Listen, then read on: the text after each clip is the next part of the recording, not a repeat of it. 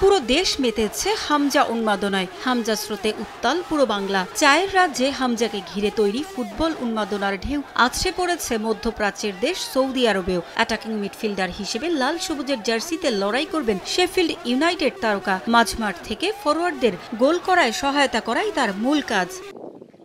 জাতীয় দলে হামজার সঙ্গে সে অভিজ্ঞতার অপেক্ষায় প্রথমবারের মতো দলে ডাক পাওয়া ফরওয়ার্ড আলামিন। তার স্বপ্নটা একটু আলাদা। হামজার পাশে গোল করে তার কাঁধে চড়ে উদযাপন করতে চান নীলফামারীর এই ফুটবলার। আমার স্বপ্ন ছিল যে আমি হামজা ভাই আমার পাস দিবে, আমি ওই পাশে আমি গোল করব, আমি হামজা ভাই গাড়ির উপরে উঠবো। যদি আমার এরকম সুযোগ হয়, যদি টিমে থাকি, তাহলে ইনশাল্লাহ আমি গোল করে হামজা ভাই গাড়ি উঠবো।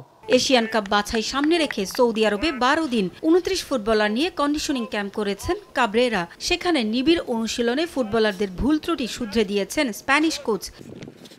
স্থানীয় একটি ক্লাবের সঙ্গে প্রস্তুতি ম্যাচ খেললেও কোনো দেশের জাতীয় দলের সঙ্গে ম্যাচ না খেলার আক্ষেপ রয়েই গেছে লাল সবুজের। তবুও সৌদি আরবে কন্ডিশনিং ক্যাম্প ও প্রস্তুতিতেই সন্তুষ্টি খুঁজছেন কাবরেরা।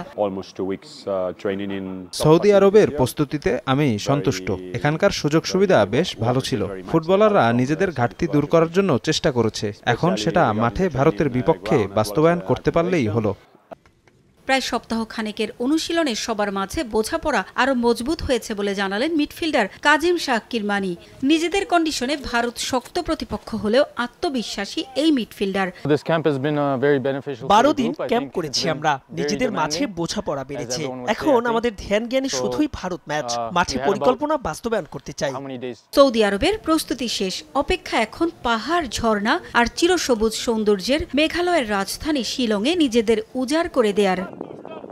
পারভিন আক্তার, সময় সংবাদ।